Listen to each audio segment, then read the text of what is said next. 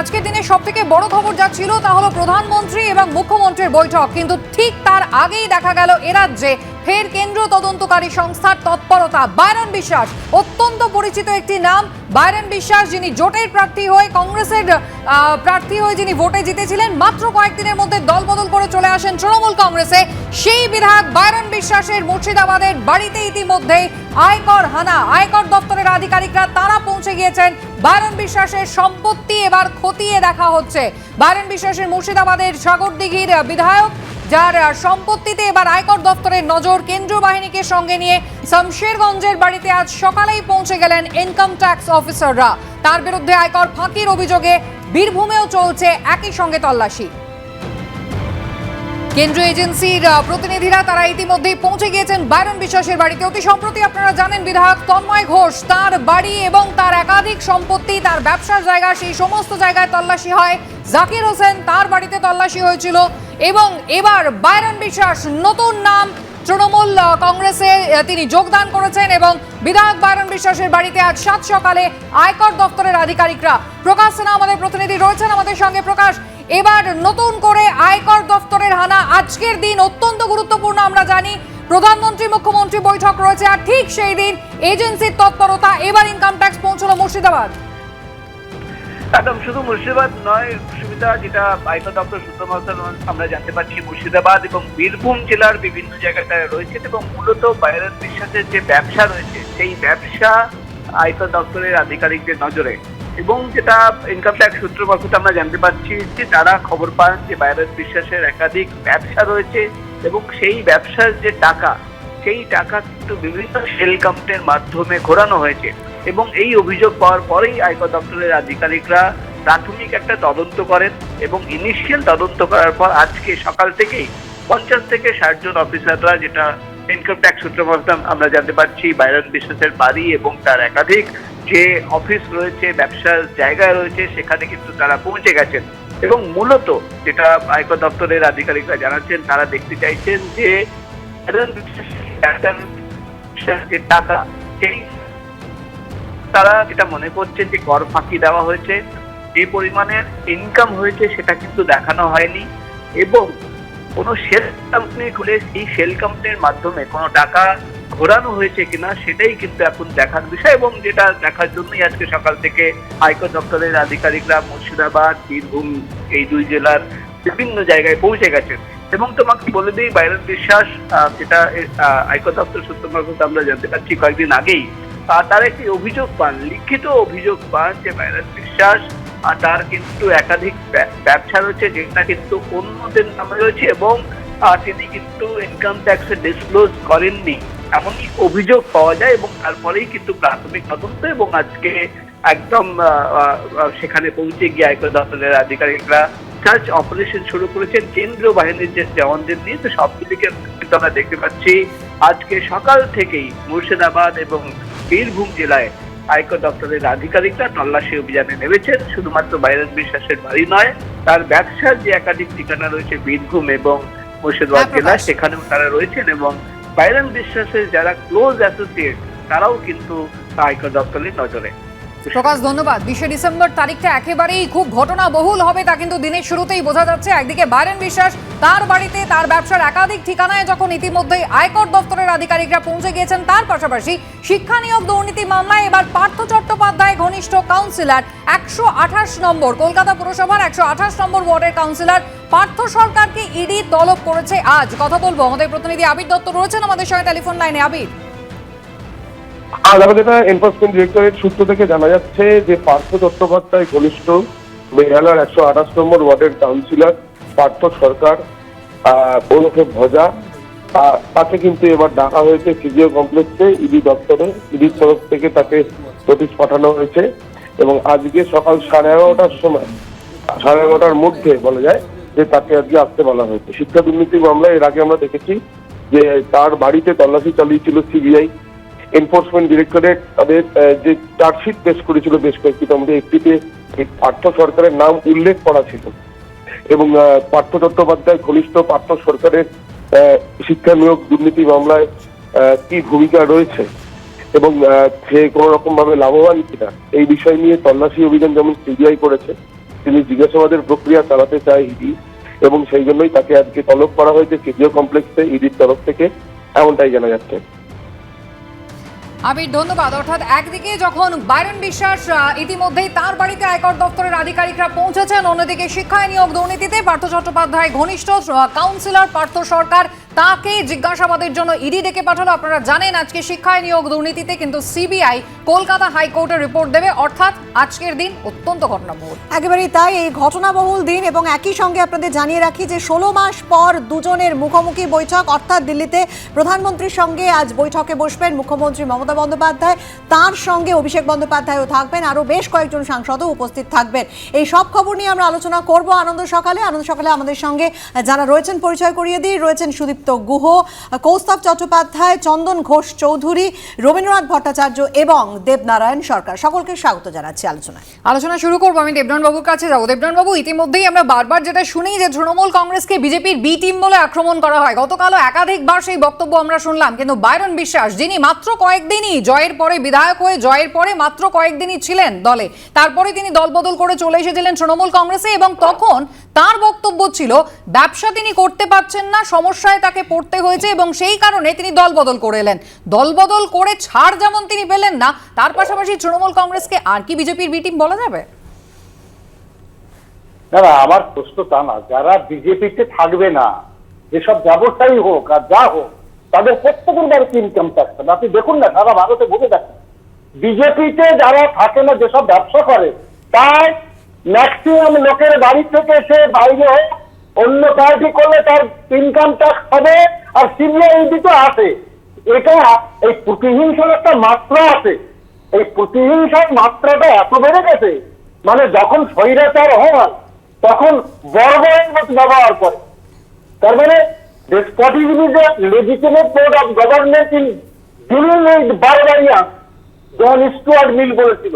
সরকারের বর্বর শাসনের বৈধতা দেখুন না, সংসদ থেকে আরম্ভ করে সারা ভারতের বিভিন্ন প্রান্তে, যে ব্যবসায়ী হোক, বিভিন্ন দুর্নীতির নামে বিভিন্ন হোক, সিবিআই হোক, ইডি হোক, সমস্ত কিছু করে যাচ্ছে। কোনো কিছু বাদ নেই, বিজেপি না হলেই হলো, সে অন্য যে কোনো পার্টি সব ক্ষেত্রে করছে।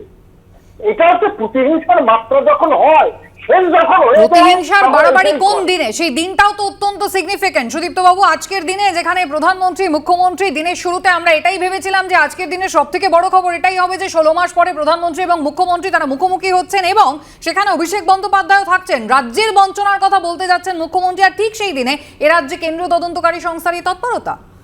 দেখুন, প্রথম কথা হচ্ছে আপনারা অনেক চেষ্টা করেও প্রমাণ করতে পারেননি যে বিজেপি সিপিএম এর তৃণমূলের বি টিম বা তৃণমূল, কারণ এখানে লড়াই একমাত্র বিজেপি করছে। আমরা চেষ্টা করিনি, কিন্তু আপনি যদি বক্তব্যগুলো শুনে থাকেন, বিরোধী দলের বক্তব্যগুলো শুনে থাকেন, সেটা তাদের বক্তব্য। না, বিরোধী বলতে যারা 0% ভোট পায়, যারা জিরোখানা সিট পায়, তাতে কি? না, তাদের কথার কোনো ভ্যালু নেই, তাদের কথার কোনো ভ্যালু নেই। রাজনৈতিক অস্তিত্ব কিন্তু তাতে বিলোপ হয় না। রাজনৈতিক ব্যক্তিত্ব না, এরা 0%, এরা 2%। এবার আমি আসল কথায় আসি যে যদি এটা কোনো ভিন্ডিকটিভ কোনো অ্যাপ্রোচ হতো বা ক্যালকুলেটেড অ্যাপ্রোচ হতো, তাহলে শোভনদেব চট্টোপাধ্যায়ের বাড়িতে কেন যায় না, কাকলি ঘোষের বাড়িতে কেন যায় না? কারণ যায় এই কারণে, আমি বলছি এই কারণে, কারণ এরা অন্যায় করেছে তাই, এরা অন্যায় করেছে তাই। আপনারা বলতে পারেন যে এই লোকটা এর এগেইনস্টে প্রুফ আছে, জিজ্ঞাসাবাদের জন্য ডেকে পাঠালে তাহলে আপনি বলতে ছেড়ে দেব না, তাহলে আপনি কি বলছেন? না, তাহলে আপনারা বলছেন যে আমাদের উচিত যে যারা এই ধরনের অন্যায় করছে তারা তৃণমূল বা এর সঙ্গে থাকলে তাদের ছেড়ে দেওয়া উচিত। আমরা কিছুই বলিনি, সেই কি বলছেন? আরে অন্যায় করলে ধরতে হবে। সুদীপ্ত বাবু, আমরা যেটা জানতে চেয়েছি যে শুভেন্দু অধিকারীর বিরুদ্ধেও যখন অন্য রাজনৈতিক দলগুলো মুখ খোলে, তাহলে নিরপেক্ষতা দেখাতে কেন শুভেন্দু অধিকারীর বিরুদ্ধে কোন রকম তদন্ত হয় না? কোনো লোকটাই যে দুর্নীতিগ্রস্ত না, সেখানে কাকে আমি বলছি, সেখানে যারা এখনো যারা ভালো আছে তাদের বিরুদ্ধে আমি চন্দনদার কাছে যাই। চন্দনদা, এই যে 10-12 দিন ধরে লাগাতার এই যে আমরা তল্লাশি দেখলাম, যেখানে কংগ্রেসের সাংসদের বাড়ি থেকে প্রচুর টাকা আমরা দেখতে পেলাম, আয়কর দপ্তর তল্লাশি করলো, ছবি আমরা দেখলাম, সবই আমরা জানলাম, কিন্তু আয়কর দপ্তর কোনো রিপোর্ট কি দিল? ঠিক কত টাকা উদ্ধার হয়েছে? আমরা 354 কোটি পর্যন্ত জেনেছি, কিন্তু ঠিক কত ভরি সোনা উদ্ধার হলো, স্থাবর অস্থাবর সম্পত্তি কত কোটি টাকা, কোনো নির্দিষ্ট তথ্য কি পাওয়া যায়? এই যে তল্লাশিগুলো হয়, এরপরে স্বচ্ছতা কি থাকে? না, তার সাথে আরেকটা ব্যাপারে জুড়ে দিতে হবে যে ইনকাম ট্যাক্স রেট যখন হয় তখন ইনকাম ট্যাক্স যেহেতু ডিরেক্ট অ্যারেস্ট বা ইন্টারোগেশন আলাদাভাবে করতে পারে না, তখন ইডিকে এখানে রিপোর্টটাকে সাবমিট করা হয়, নেক্সট ইন্টারভেনশন হয় ইডির। কিন্তু এত টাকা পাওয়ার পরেও আজও পর্যন্ত ইডিকে আদৌ হ্যান্ড ওভার করেছে কিনা এবং ইডি কি অ্যানালিসিস করছে কোনো রিপোর্ট পাওয়া যায়নি। That was a kind of pulsating যে 1, 2, 3, 4 করে টাকার অঙ্ক বাড়ছে, প্রশ্নটা সেটা না। আমার যেটা বিশেষভাবে দুঃখ হচ্ছে সেটা হচ্ছে যে আমরা একটা ফান্ড করেছিলাম, ইন্টারেস্টিংলি বলতে সুবিধা হবে এটা, আমরা একটা ফান্ড করেছিলাম, এই বাইরান হয়তো অনেক টাকার মালিক কিন্তু বাইরানের ফান্ড কংগ্রেস দিয়েছিল, আমরা কন্ট্রিবিউট করেছিলাম। তোমরা জানো তার পরবর্তী অবস্থাতে কত মার্জিনে বাইরান জিতেছিলেন এবং কাদের জন্য জিতেছিলেন, যৌথ উদ্যোগে বাম এবং কংগ্রেস, এবং তারপরে উনি কি করেছিলেন সেটাও সকলে জানেন। যার জন্য করেছিলেন আজকে সমাপতন হলো ঠিক সেই জায়গাটাতে, রেড হলো সেই জায়গাটাতে। অর্থাৎ একটা জিনিস পরিষ্কার হয়ে যাচ্ছে, সেটা হলো বিরোধী পক্ষে যেই হোক, যেভাবেই হোক, দুর্নীতি তো রাজ্যে হয়েছে, এখানে কোনো কিন্তু নেই। দুর্নীতি যে রাজ্যগুলোতে হয়েছে তার মধ্যে অন্তত 7টা রাজ্য আমি বলে দিতে পারি যেখানে বিজেপি শাসিত এবং বিজেপির মূল ক্ষমতার অধিকারী, সেখানে কিন্তু কোনো রকম রেড হবে না। মানে আমি বলতে চাইছি ইডি সিবিআই যেভাবেই কাজ করুক তাদের নিজের প্যারামিটার বেঁধে দেওয়া আছে এবং সেই প্যারামিটারের বাইরে যাওয়া যাবে না। অন্য কোথাও আছে। আমি এই জায়গায় কৌস্তবের কাছে আসবো। কৌস্তব, বাইরন বিশ্বাস জোট সমর্থিত কংগ্রেসের প্রার্থী বাইরন বিশ্বাস, যিনি যখন যোগদান করেছিলেন 40-45 দিনের মাথায় যখন তিনি যোগদান করেছিলেন তৃণমূল কংগ্রেসে, তখন অভিষেক বন্দ্যোপাধ্যায়ের হাত থেকে পতাকা নিয়েছিলেন এবং অভিষেক বন্দ্যোপাধ্যায় দাবি করেছিলেন দীর্ঘদিন ধরে বাইরন বিশ্বাস তার সঙ্গে যোগাযোগ রাখছিলেন। অথচ বাইরন বিশ্বাস ভোটের প্রচারে এবং একেবারে আমাদের ক্যামেরার সামনে স্পষ্টই বলেছিলেন তার অবস্থান কোনোভাবে পরিবর্তন হবে না, যতই ভয় দেখানো হোক, যতই প্রলোভন আসুক, তিনি নিজের জায়গায় ঠিক থাকবেন। এবং একমাত্র বিধানসভায় এই যে 0-0-0 যেটা বারবারই বিজেপি, বারবারই তৃণমূল যেটা বলে কোথাও, সেটা কিছুদিনের জন্য বন্ধ ছিল, সেই বাইরন বিশ্বাস শেষ রক্ষা করতে পারলেন না। তাহলে ওনার বাড়িতে ইনকাম ট্যাক্স রেড কেন, তো উনি বলতে পারবেন, উনি বেনিয়ম করেছেন কি না উনি সেটা বলতে পারবেন, আমরা বলতে পারবো না। কিন্তু আমরা এটা পরিষ্কার বলছি যে এই যে কুণালবাবু বললেন না যে দিদি প্রধানমন্ত্রী হবে, দিদিকে মুখ করা হবে আর ভাইপো হচ্ছে মুখ্যমন্ত্রী হবে, এটা আসলে নরেন্দ্র মোদীর নির্দেশে আর অভিষেক ব্যানার্জির পরামর্শে বললেন। কারণ অভিষেক ব্যানার্জি একবার ইডি দপ্তরে যাচ্ছেন, এরপর কে বাইরনের নাম আছে বুঝিনি, কিন্তু এরপর তো বোধহয় স্যান্ডো নাকি দমকল, তৃণমূলের প্রবীণ নেতারা কেউ ছাড় পাবে না। তৃণমূল কংগ্রেসের হাত যে ধরেছে, বাইরন ভেবেছিল বাইরন কী কারণে হয়তো জানি না, ওর ব্যবসায় কী থাকতে পারে বলতে পারবো না, কিন্তু বাইরন জেতেনি ওখানে, খেয়াল রাখবেন।